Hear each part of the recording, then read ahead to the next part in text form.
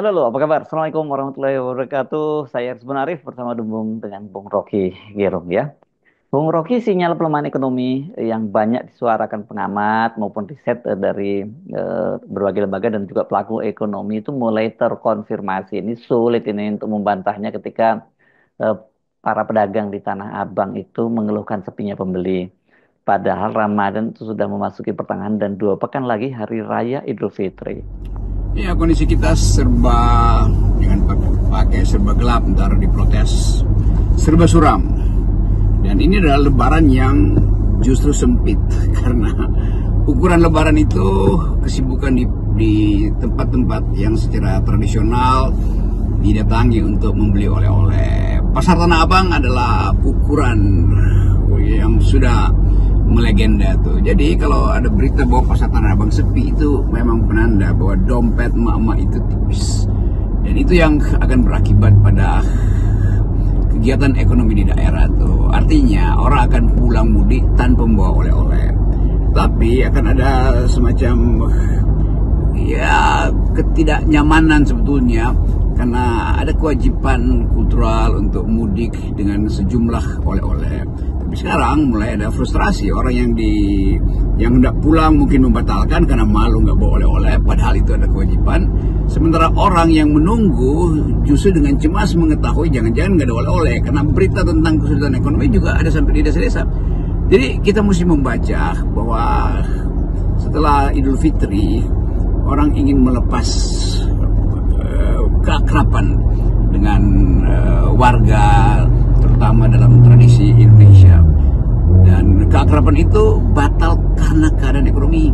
Jadi ini yang sering kita sebut sebagai gejala ekonomi yang sifatnya akhirnya jadi subsisten, itu artinya bertahan pada dasar yang paling sederhana tuh. Namun kita mau coba melihat apa sebetulnya yang membuat orang atau membuat rakyat merasa harapan itu kok makin lama makin pudar. Tentu kita bisa baca banyak analisis yang mengutamakan statistik makro, tetapi Idul Fitri itu bukan soal statistik makro, tetapi statistik batin.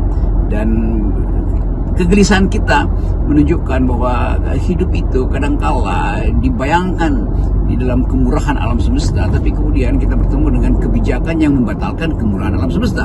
Kan itu intinya kan. Dan orang tunjukkan bahwa belum pernah ada keadaan di Indonesia di mana pajak itu tidak masuk, 40% tidak masuk itu. Dan itu menunjukkan bahwa yang mau dipajaki pun nggak punya penghasilan.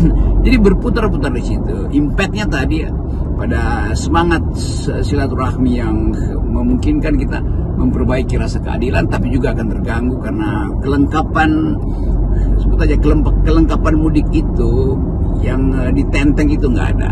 Itu yang mungkin bisa kita pakai sebagai panduan pertama bahwa Indonesia memang sedang dalam keadaan kegelapan. Akhirnya saya ucapkan juga itu kegelapan. Sebelumnya kan riset dari Mandiri Spending Index itu mendapati anomali karena sepekan sebelum Ramadan menunjukkan tabungan masyarakat itu makin menurun dan mereka itu tidak bisa berbelanja keperluan Ramadan. Padahal kalau tahun-tahun sebelumnya justru waktunya ini spending lah ya Ramadannya, apalagi kemudian setelah THR diterima. Tapi kan sekarang THR banyak yang nggak dapat ya karena justru malah di PHK. Ya kita bisa baca semua kesulitan ekonomi itu melalui WA emak-emak itu, terutama di banyak WA group yang seringkali saya dapat bocoran bahwa Indonesia mengalami deflasi selama udah 6 bulan itu. Artinya diturunkan pun harganya nggak ada yang beli karena daya beli nggak ada tuh.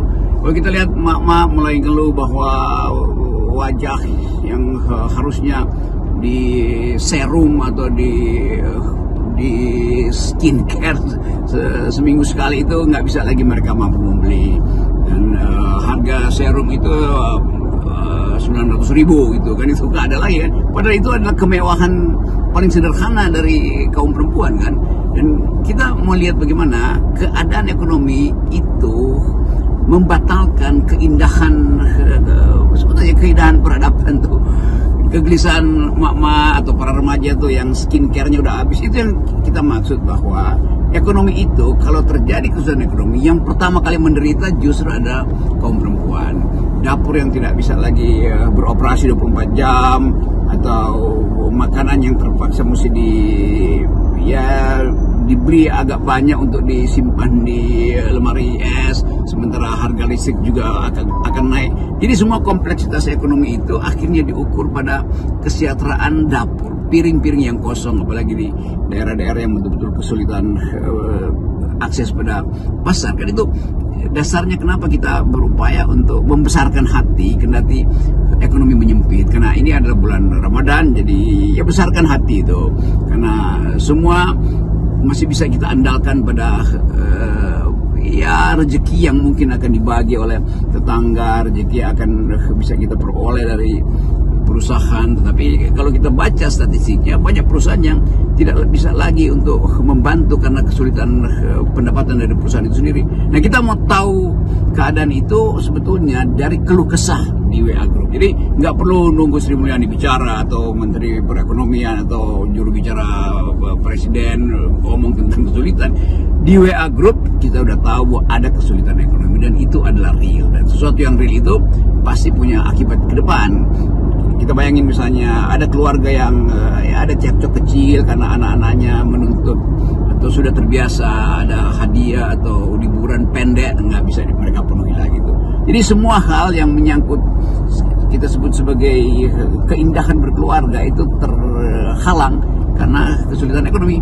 Nah, itu saatnya kita meluaskan batin kita dan percaya bahwa inna rawakala bil mirsad, God is watching us, dan semua hal yang indah pada akhirnya harus diterima sebagai fakta terbalik, dan fakta terbalik itu adalah soal ekonomi. Nah, kalau kita bahas ini di bulan Ramadan itu hanya untuk menunjukkan bahwa batin orang Indonesia mampu untuk menerima bahkan tekanan hidup atau tantangan hidup yang tidak diberikan oleh Tuhan tapi diberikan oleh negara. Kan tidak mungkin kesulitan ekonomi ini kita salahkan pada yang Maha Kuasa. Kita akan salahkan pada yang Maha Memerintah. Kira-kira itu poin kultum kecil. Banyak yang menuding efisiensi yang dilakukan oleh pemerintah menjadi faktor melemahnya daya beli masyarakat, sementara pemerintah itu malah menunjukkan inkonsistensi dalam penghematan. Karena dalam 2 hari ini media itu menyoroti luar biasa, netizen juga menyoroti. Ini pembahasan RUU revisi Undang-Undang TNI itu dikebut itu di hari libur, dan itu dilakukan di hotel mewah di Jakarta. Kenapa sih nggak dilakukan di DPR gitu? Akhirnya kita kembali pada konsistensi dari pemerintahan Presiden Prabowo yang memang menginginkan ada penghematan, yang disebut efisiensi. Tetapi fakta-fakta yang terbaca oleh mata netizen juga menunjukkan inkonsistensi. Kemarin beredar berita bahwa pembahasan perubahan undang-undang TNI dan Polri itu dilakukan di hotel mewah. Ada gambar-gambar di situ. Itu mulai orang berpikir, kalau mau konsisten ya kenapa nggak sidang di DPR aja, kan ada ruang-ruang sidang di DPR. Kenapa mesti dibawa ke hotel? Apakah nanti juga akan ada semacam draft yang tidak diedarkan pada publik sehingga percakapan publik tidak dilibatkan dalam pembahasan 2 undang-undang yang sangat strategis, itu undang-undang tentang kepolisian dan tentang TNI yang sekarang sedang juga dipersoalkan bahwa kesempatan militer untuk masuk kembali dalam wilayah sipil itu akan dilonggarkan. Padahal kita tahu bahwa justru karena ada problem di dalam sistem rekrutmen sipil, maka seolah-olah hanya boleh diganti oleh militer. Kan seharusnya rekrutmen sipil itu yang dibuat lebih ketat kan. Tetapi kita mengerti bahwa keinginan rakyat untuk mengucapkan protesnya itu sekarang terhalang oleh juru bicara istana yang hanya ingin menghentikan kecerewetan rakyat. Dan kita tidak lihat bahwa ada konsistensi antara apa yang diterangkan oleh Presiden Prabowo dan aktivitas komunikator istana itu untuk menghalangi pikiran publik. Kan Presiden Prabowo mengatakan, saya butuh kritik tuh karena saya harus hidup dari kritik. Sementara komunikator istana itu menghalangi orang memberi kritik dengan bantahan-bantahan yang tidak masuk akal. Bukannya menguji dalil dari netizen, tapi justru datang dengan tagline yang langsung membatalkan ide-ide yang sifatnya kritis. So, kalian tuh yang gelap, bukan kami yang gelap tuh. Silakan pergi ke luar negeri. Dan itu yang menunjukkan bahwa kita tidak punya pemahaman yang komprehensif tentang keadaan sosial kita.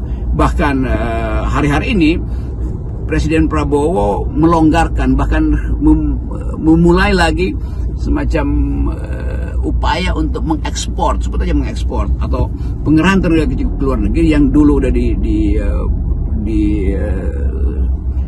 bukan di stop tapi disederhanakan atau diefisiensikan zaman SBY misalnya, sekarang dibuka lagi tuh. Itu kan tidak konsisten, bahwa mereka yang pergi ke luar negeri artinya itu sama dengan dalil yang diucapkan oleh para pekerja migran kita, yaitu kabur aja dulu. Dan kita tahu bahwa mereka justru menyumbang paling banyak devisa buat negeri ini. Dalam 1 tahun misalnya ada 365 triliun rupiah masuk dalam bentuk remitansi, yaitu dikirim dari luar negeri. Sementara di dalam negeri mereka dianggap sebagai tidak patriotik. Nah, itu kumpulan inkonsistensi yang bisa kita baca hari-hari ini. Jadi saya kira mau dibantah seperti apapun, kondisi pasar Tanah Abang ini di Jakarta Pusat ya, pasar Tanah Abang ini kan selama ini selalu menjadi indikator berdenyut tidaknya perekonomian warga ya. Ini jelas membatalkan retorika pemerintah. Pasar Tanah Abang ini jangan dianggap ini hanya untuk keperluan warga Jakarta. Banyak sekali dari warga-warga daerah yang memborong pakaiannya itu, termasuk bahkan tadi yang Anda sebut jualan online itu dari Tanah Abang gitu. Sementara dari berbagai daerah seperti Tasik dan sebagainya itu juga para konveksi ini dan industri tekstil itu juga mensuplai barang-barangnya itu ke Tanah Abang. Oke, akhirnya sinyal pasar yang sifatnya abstrak itu dalam teori ekonomi, kan sinyal pasar itu semacam rumus tentang supply demand itu yang bisa dihitung dengan berbagai macam agregat. Tapi agregat yang paling terasa sekarang adalah berita bahwa pasar Tanah Abang secara fisik, bukan sekedar abstrak, itu sepi.